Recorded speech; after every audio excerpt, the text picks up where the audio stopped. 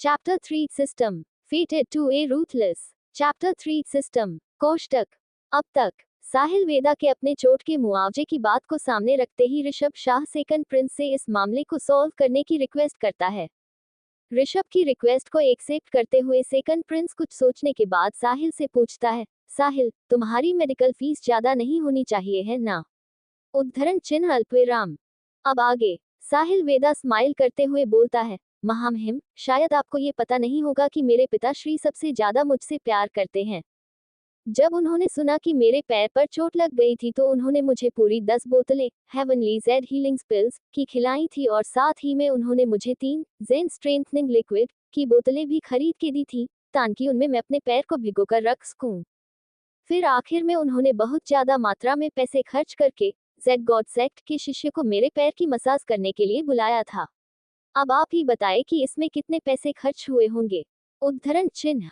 इतना बोलकर फिर साहिल वेदा अपने चेहरे पर बहुत ही ज्यादा उदासी लाते हुए बोलता है, आपको पता है, मेरे पिताश्री के लिए इतने पैसों को खर्चना बिल्कुल भी आसान नहीं था और उनका बेटा होने के नाते मैं अपने पिता को आखिर इतने पैसे किसी और की गलती पर खर्च करते हुए कैसे देख सकता हूँ। मैं अपने पिता के पैसों को लापरवाही से अपने ऊपर खर्च होते हुए नहीं देख सकता क्योंकि इससे कहीं ना कहीं मैं अपने एक अच्छे पुत्र होने के कर्तव्य को नहीं निभा पाऊंगा।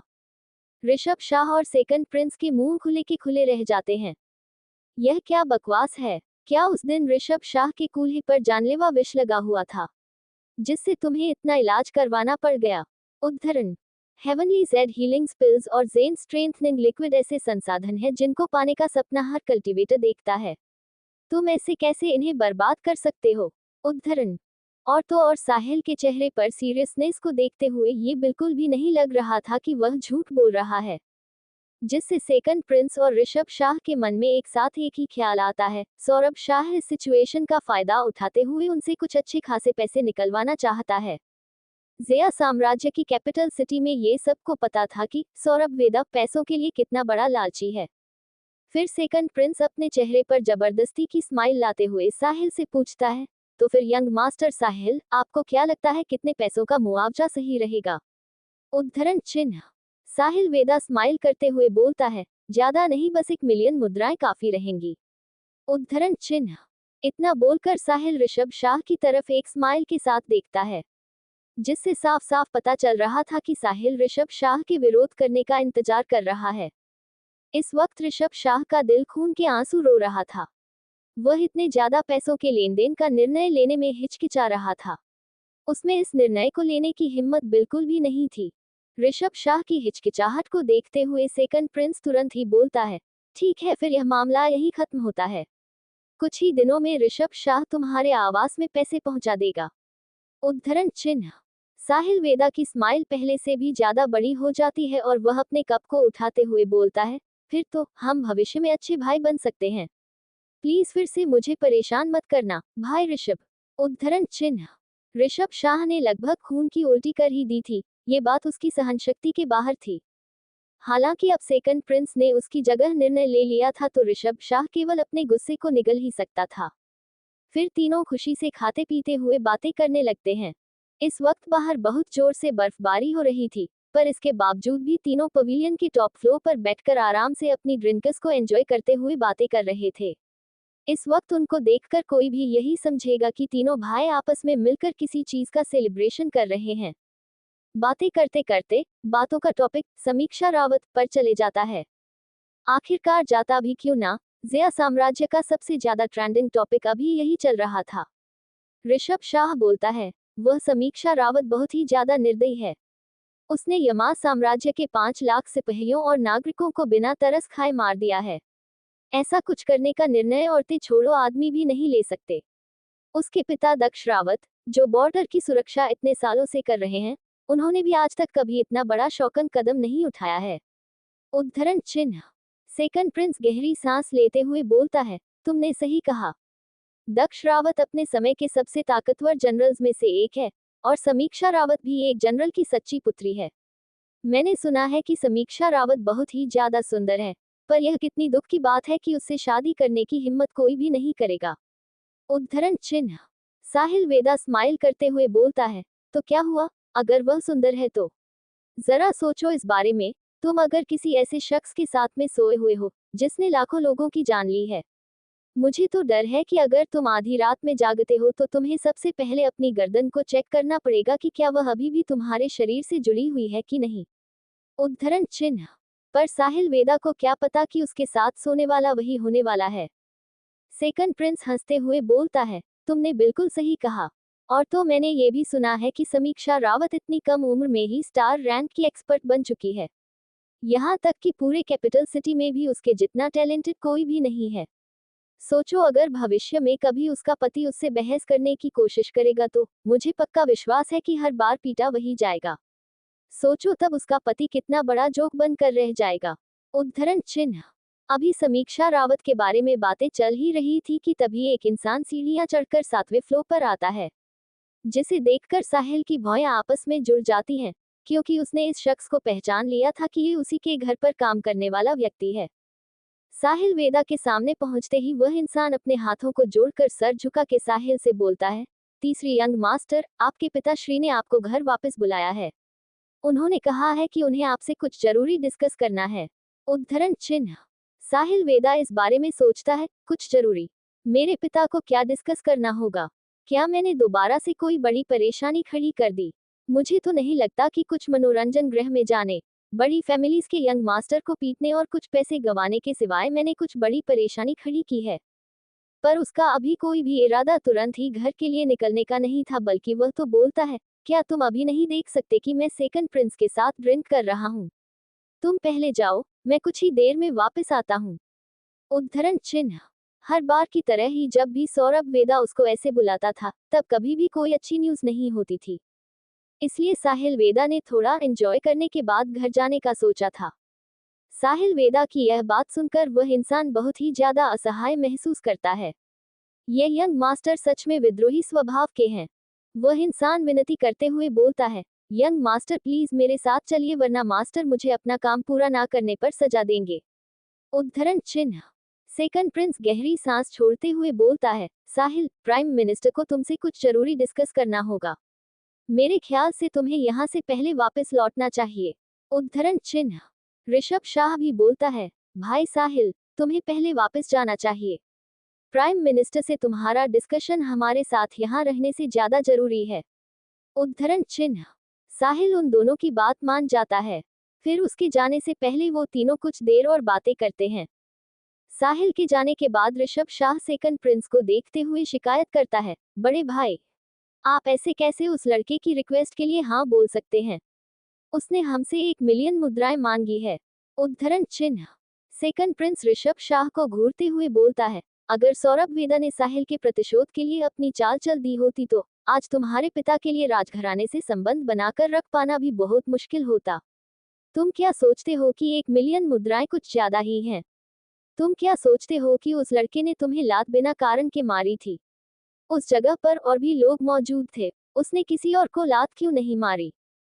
पहले तुम्हारे पिता का तो राजा शेखावत से बहुत ही करीबी रिश्ता था, पर मेरे पिता से राजा शेखावत की कट्टर शत्रुता थी, जिसके मरने के बाद मेरे पिता ने तुम्हारे पिता से भी बात करना बंद कर दिया था। पर इसका यह मतलब नहीं है कि मेरे पिता तुम्हारे पिता की उससे दोस्ती को भूल गए हैं, जिसके चलते अगर सौरभ वेदा ने तुम्हारे पिता के साथ विवाद शुरू कर दिया तो तुम्हारे पिता सौरभ वेदा के खिलाफ कभी भी नहीं जीत पाएंगे। तुम अभी यह भी समझ सकते हो कि यह 1 मिलियन मुद्राएं तुम्हारी फैमिली को तबाही से बचाने की कीमत है। उद्धरण चिन्ह। ऋषभ शाह बिल्कुल निशब्द हो जाता है। पवेलियन के बाहर इस वक्त साहिल वेदा अपने शाही रथ में बैठ चुका था। साहिल के शाही रथ को सैम पंडित चलाकर प्राइम मिनिस्टर के आवास की तरफ ले जाने लगता है। शाही रथ के अंदर साहिल को अपने दिमाग में सिस्टम की नोटिफिकेशन सुनाई देती है। डिंग, बधाई हो, होस्ट को ऋषभ शाह के गुस्सा करने से 200 पॉइंट्स प्राप्त हुए हैं। Closing square bracket. इस नोटिफिकेशन को सुनकर साहिल बिल्कुल शांति से अपने सामने की स्क्रीन को देखता है। Host Sahil Veda. Emotional points 1250 points. Level 8। Cultivation stage star rank 7th grade. Cultivation तकनीक heaven earth great solar sutra. लड़ाई तकनीक जेड ब्रेकफिस्ट लेवल 4 1/सेबर लेवल 5। अपने 1250 इमोशनल पॉइंट्स को देखकर साहिल स्क्रीन पर जेड ब्रेकफिस्ट के ऑप्शन पर क्लिक करता है। डिंग, क्या होस्ट ज़ैड ब्रेकफास्ट को लेवल अप करना चाहता है? 1200 इमोशनल पॉइंट्स की जरूरत है। हाँ ना? हाँ। साहिल के हाँ ऑप्शन पर क्लिक करते ही स्क्रीन पर सुनहरे रंग की रोशनी चमकती है, जिसके बाद तकनीक के अगले लेवल की सारी जानकारी साहिल के दिमाग में आ जाती है। जिसके बाद साहिल को इस ज़ैड ब्रेकफास्ट की और भी ज्यादा गहरी समझ आ जाती है कि उसे लड़ाई के वक्त ज़ैड ब्रेकफास्ट सही से इस्तेमाल कैसे करना चाहिए। ये है साहिल का सिस्टम, जो उसे इस दुनिया में ट्रांसमाइग्रेशन के दौरान मिला था, जिसका सीधा सीधा सा काम यही है कि जब तक साहिल किसी भी इंसान में इमोशंस को ट्रिगर करता है, तब उसे सिस्टम उन इमोशंस के बदले इमोशनल पॉइंट्स देता है। इससे कोई भी फर्क नहीं पड़ता है कि इमोशंस अच्छे हैं कि बुरे। इमोशनल पॉइंट्स के बहुत से फायदे हैं। साहिल इन पॉइंट्स से किसी भी तरीके का खजाना, वेपन्स, पिल्स आदि खरीद सकता था, और तो वह इससे अपनी तकनीकों को भी लेवल अप कर सकता था। यह इमोशनल पॉइंट्स का सिस्टम इस तरह से काम करता था। अगर साहिल की वजह से कोई इंसान कम इमोशंस को फील करता था तो राहुल को कम इमोशनल पॉइंट्स मिलते थे, और जब साहिल की वजह से कोई इंसान ज्यादा इमोशंस को फील करता था तो साहिल को ज्यादा इमोशनल पॉइंट्स मिलते थे। और इसके अलावा जब भी साहिल लेवल अप करता था तो सिस्टम उसे लॉटरी निकालने का मौका देता था, जिस लॉटरी में से अच्छे और बुरे आइटम्स दोनों ही निकलते थे। अब तक लॉटरी से साहिल को जो सबसे अच्छा आइटम मिला था वह था हेवन अर्थ ग्रेट सोलर सूत्रा। सामने की सिस्टम स्क्रीन को देखकर साहिल के होंठ ऊपर तिरछी मुस्कान में मुड़ जाते हैं। समीक्षा रावत, 20 साल की, स्टार रैंक कल्टीवेटर। अगर इस वक्त उसकी असली कल्टीवेशन को सबके सामने रिवील कर दिया जाए तो क्या वह अचानक से ग्रेड्स या साम्राज्य का नंबर 1 जीनियस नहीं बन जाएगा? उदाहरण, जो कल्टीवेटर्स ऑर्डिनरी 9th रैंक को पार करके स्टार रैंक पर पहुंचते हैं, उनके लिए यही रैंक उनकी जिंदगी की उपलब्धि बन जाती है। वैसे देखा जाए तो स्टार रैंक के ऊपर अर्थ रैंक भी होती है, जिस रैंक के कल्टीवेटर्स को ही एक्सपर्ट माना जाता है। अर्थ रैंक के ऊपर भी एक रैंक होती है जो हेवन रैंक होती है, जिस रैंक पर पहुंचने का सपना सभी कल्टीवेटर्स देखते हैं। ऑर्डिनरी रैंक, स्टार रैंक, अर्थ रैंक, हेवन रैंक, ये सभी रैंक फर्स्ट ग्रेड से शुरू होकर 9th ग्रेड परफेक्शन तक जाती हैं। और रही बात हेवन रैंक के ऊपर की रैंक की, तो उसके बारे में किसी को भी नहीं पता है। हेवन रैंक के कल्टीवेटर्स ऑलरेडी बहुत ही बड़ी संस्था के पावर हाउस होते हैं। कैपिटल सिटी में अफवाहें तो ये भी हैं कि राजमहल में एक हेवन रैंक का पूर्वज निवास करता है। वहीं दूसरी तरफ साहिल वेदा, जो अभी बस 18 साल का ही है, वह already star rank 7th grade का कल्टीवेटर बन चुका है, जिसे इस वक्त टॉप रेटेड जीनियस कहना बिल्कुल भी गलत नहीं होगा। यहाँ तक कि बड़े सेक्ट्स में भी इस उम्र के कल्टीवेटर्स का ऐसे कल्टीवेशन लेवल के साथ मिलना बहुत ही ज्यादा रेयर बात है। अगर साहिल की कल्टीवेशन की न्यूज़ फैल गई तो पक्का दुनिया शॉक्ड हो जाने वाली थी। अभी साहिल सिस्टम स्क्रीन को ही देख रहा था कि तभी उसके कानों में सैम पंडित की आवाज सुनाई देती है। 3rd यंग मास्टर, हम पहुंच चुके हैं। उद्धरण चिन्ह अल्पविराम। तो रीडर्स, आपको क्या लगता है क्या होगा इस नॉवल में आगे, और किस जरूरी बात को डिस्कस करने के लिए बुलाया है सौरभ वेदा ने साहिल वेदा को? क्या ये बात समीक्षा रावत से रिलेटेड है? ये जानने के लिए पढ़ते रहिए इस नोवेल के अगले चैप्टर सिर्फ और सिर्फ पॉकेट नॉवल ऐप पर। और हाँ, अगर चैप्टर पसंद आया हो तो लाइक और कमेंट जरूर कर देना, इससे मुझे भी अगले चैप्टर्स को लिखने में मजा आता है। चैप्टर 4, अति ज्ञानी Sahil Veda, fated to a ruthless. Chapter 4, अति ज्ञानी साहिल वेदा। कोष्टक। अब तक सिस्टम में 1250 इमोशनल पॉइंट्स के होते ही साहिल वेदा अपनी ज़ैड ब्रेकफास्ट तकनीक को 1200 पॉइंट्स में लेवल अप कर लेता है। अभी साहिल वेदा ने अपनी ज़ैड ब्रेकफास्ट तकनीक को सिस्टम की मदद से लेवल 5 पर लेवल अप किया ही था कि तभी उसके कानों में सैम पंडित की आवाज सुनाई देती है। 3rd यंग मास्टर, हम पहुंच चुके हैं। उद्धरण चिन्ह अल्पविराम।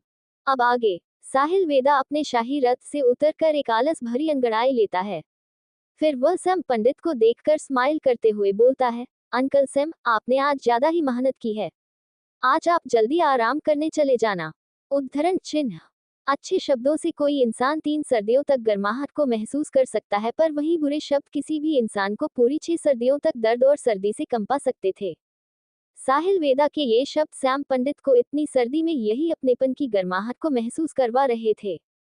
सैम पंडित स्माइल करते हुए जवाब देता है, ठीक है, मैं पहले वापस जाता हूँ और आराम करता हूँ।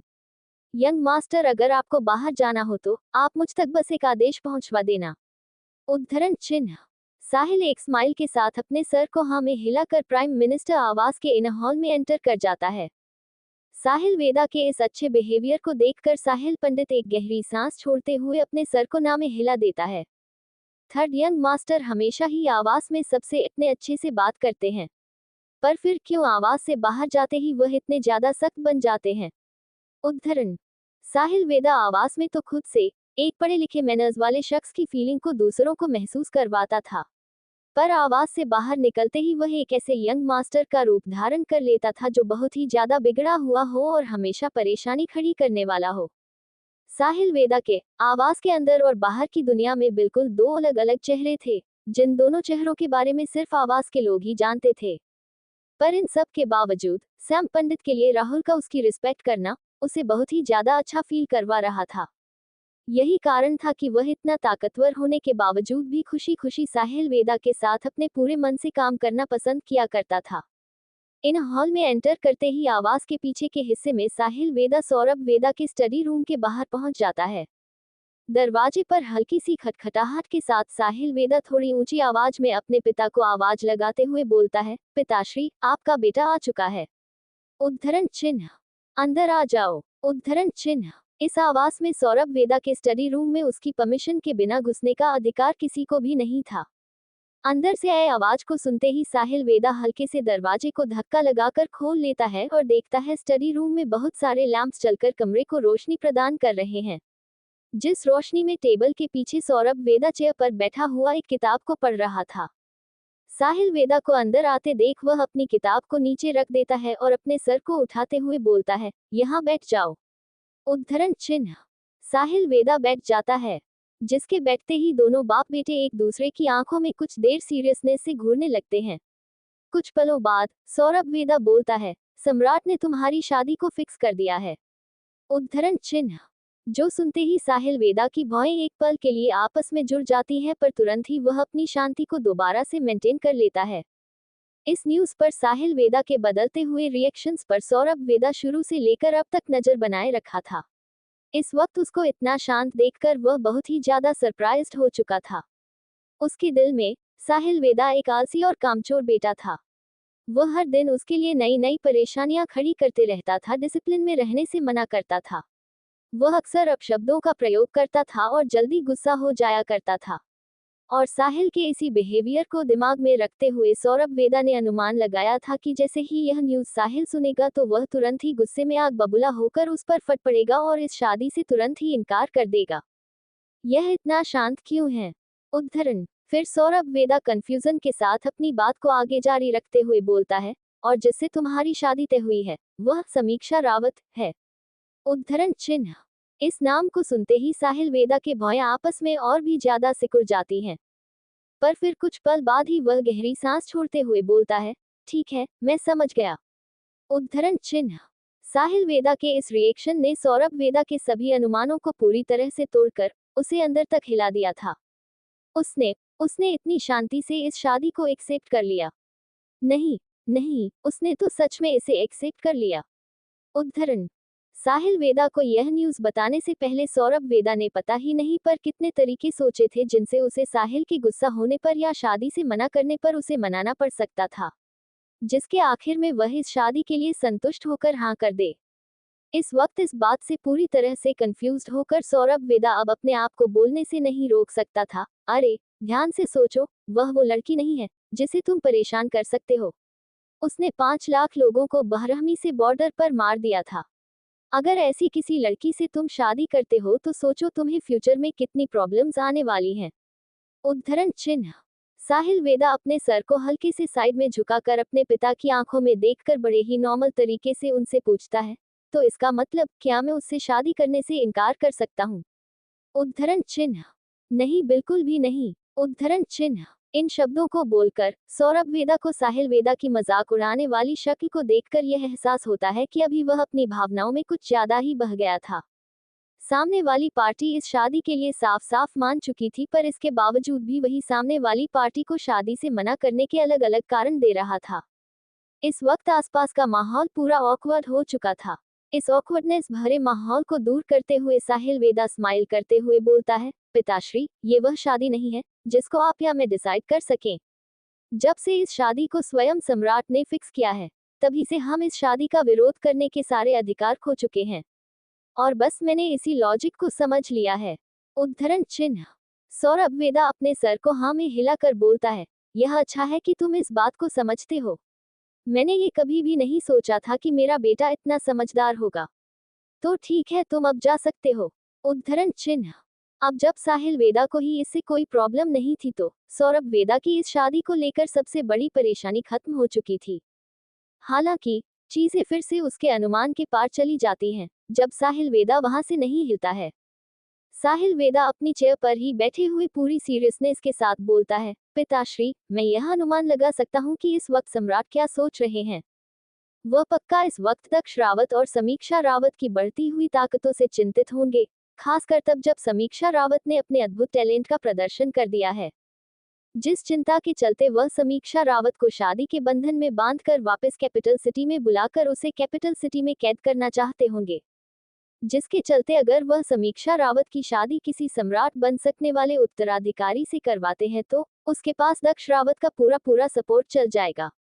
ये वह परिणाम होगा जिसे सम्राट बिल्कुल भी एक्सेप्ट नहीं कर सकते हैं, और इन सब कारणों के चलते वह कुलीन वंशों के पुत्रों में से ही किसी के साथ समीक्षा रावत की शादी करवा सकते थे।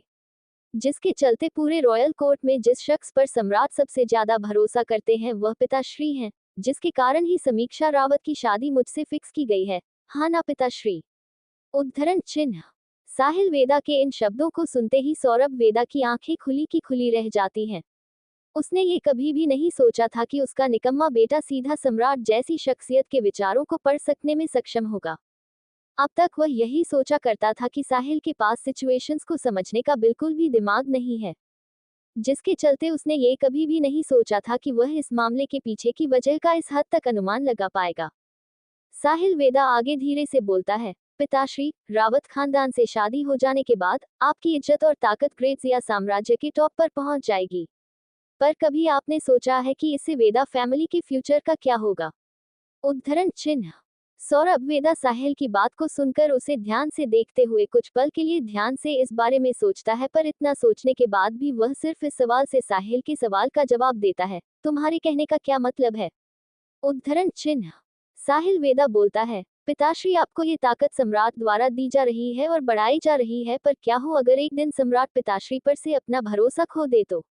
इससे हमारे वेदा फैमिली के भविष्य पर क्या प्रभाव पड़ेगा?